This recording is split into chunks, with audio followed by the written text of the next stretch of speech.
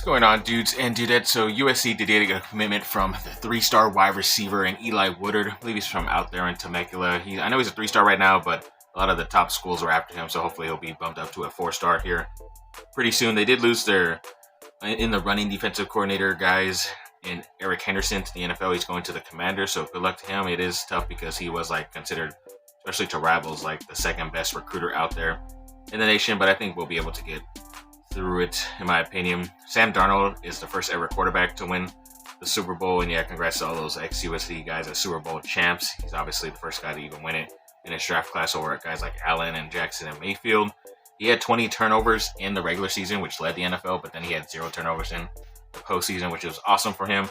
Now USC has the most Super Bowl champions in college football history with 68 Super Bowl champions, and he's the first USC quarterback to win a Super Bowl, which was awesome. And I think there's even, he supposedly isn't the first quarterback to start a Super Bowl. There was a guy named Eli Woodard who played quarterback at USC, but he did start as safety in Super Bowl 1 and 2 for Green Bay under Lombardi. So I guess technically he's the first, but either way, congrats to all those guys making history. The Pro Bowls that happened last week, obviously Amon-Ra St. Brown, Tui Pelotu, and Kalen Bullock were representing USC out there. This DCTX rankings, whatever, they had a wide receiver rankings, and Boobie Feaster of USC was number 1 there. Even Jamian Winfield was the number 1 D tackle in their rankings, which is pretty cool. But when it comes to PFF, the top wide receiver, or at least the highest graded wide receiver in 25, was Mekhi Lemon to their standards, which is always great to see.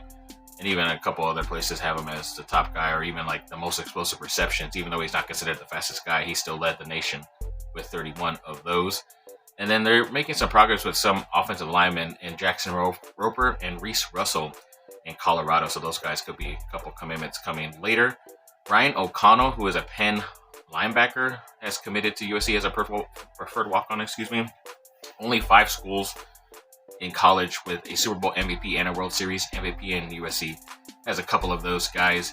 Another linebacker in Giancarlo Rufo, committed to USC. He's going in as probably a preferred walk-on as well. He's from Georgetown. Some of the highest graded safeties last year, Bishop Fitzgerald was obviously up there. He's 2nd overall, which was always great to see. He obviously had one of those best seasons as a USC Trojan.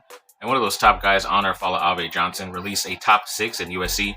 Made it. He's making his unofficial visit to USC April 4th. And 7 guys look like they have been invited to the NFL Combine. Mekhi Lemon, Jacoby Lane, Lake McCree, Anthony Lucas, Eric Gentry, Bishop Fitzgerald, and Kamari Ramsey. So yes, good luck to all those guys coming in the near future.